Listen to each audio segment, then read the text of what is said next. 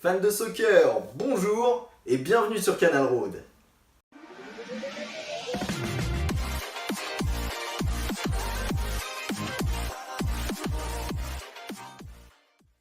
La troisième journée de MLS a commencé hier soir à 18h avec le match opposant Chicago contre Seattle et se clôturera mardi matin à 3h avec le match entre Atlanta et Philadelphie.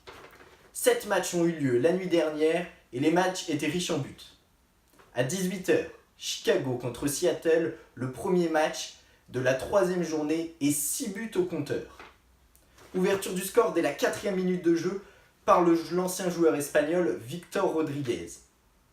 Mené 3-0, Chicago réduit la marque en marquant 2 buts en seconde période, dont un sur une longue contre-attaque.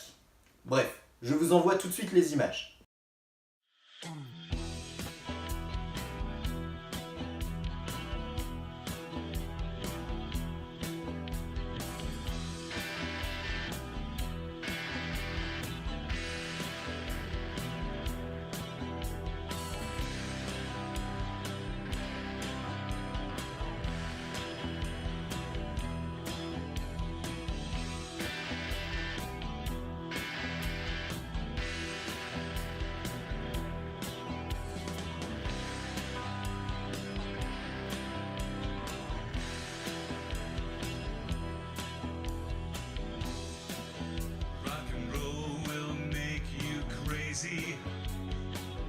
À 20h, l'équipe d'Houston jouait à domicile pour la 3e semaine consécutive et cette fois-ci, c'était l'équipe de Vancouver qui cherchait un peu ses marques depuis le début de la saison qui est venue s'incliner à Houston devant un peu plus de 13 500 spectateurs.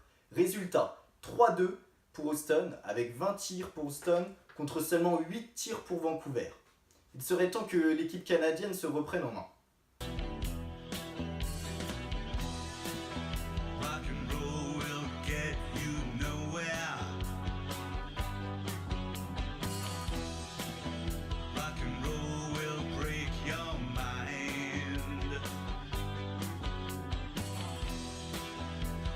Time and let it hang there.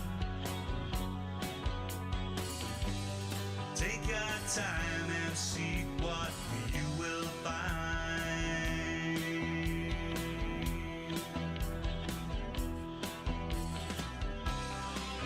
Dream a while.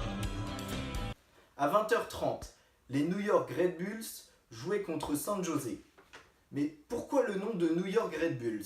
Figurez-vous que le club se nommait MetroStar jusqu'en 2006 et qu'il fut racheté à cette même date par le groupe Red Bull, d'où le nom de New York Red Bulls. Voilà, vous savez tout, revenons au résultat du match. Alors San Jose a ouvert la marque dès la 5e minute de jeu et s'incline finalement 4 buts à 1 par manque de réussite sur leurs nombreuses actions de jeu. À 21h, Orlando recevait les Canadiens de Montréal, 3-1 score final. Toujours aucune victoire en 3 matchs pour Orlando. L'équipe qui avait fait seulement une victoire en 8 matchs la saison dernière serait-elle en train de réitérer cette année ?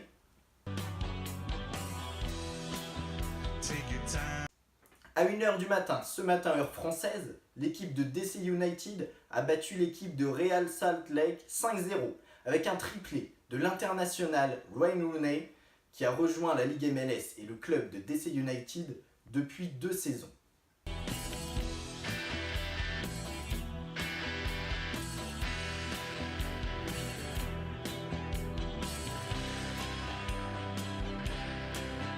Rooney to take the corner, Acosta in close quarters. Rooney will send it in. Rodriguez, oh, it's in the net! It's in the net! Go Wazo! Lucas Rodriguez!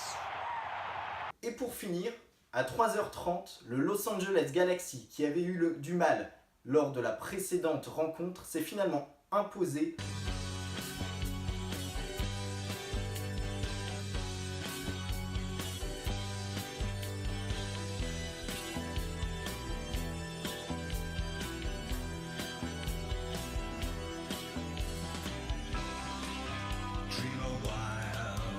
Un peu plus de 21 000 spectateurs ont célébré la 2e victoire à domicile du club.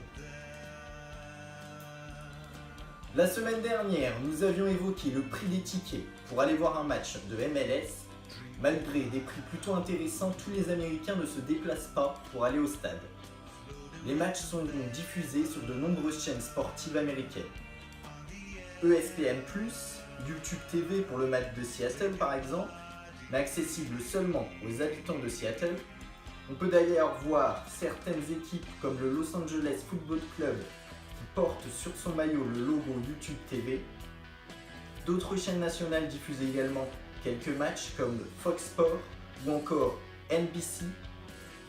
Nombreuses sont les chaînes qui diffusent la MLS. Pour l'instant, aucune chaîne nationale n'a négocié les droits d'exclusivité pour diffuser tous les matchs. Comme DAZN MLS qui diffuse également de nombreux matchs. C'est une chaîne accessible par le biais d'internet dans de nombreux pays tels que l'Allemagne, l'Italie ou encore la Suisse, malheureusement pas disponible en France. En France, Eurosport diffusait jusqu'à la saison dernière certains matchs de MLS, mais le contrat est arrivé à terme au début de cette saison et aucune autre chaîne n'a pris le relais. Voilà, vous savez tout sur les matchs de la semaine. On fait le point sur le classement. Fans de soccer, salut!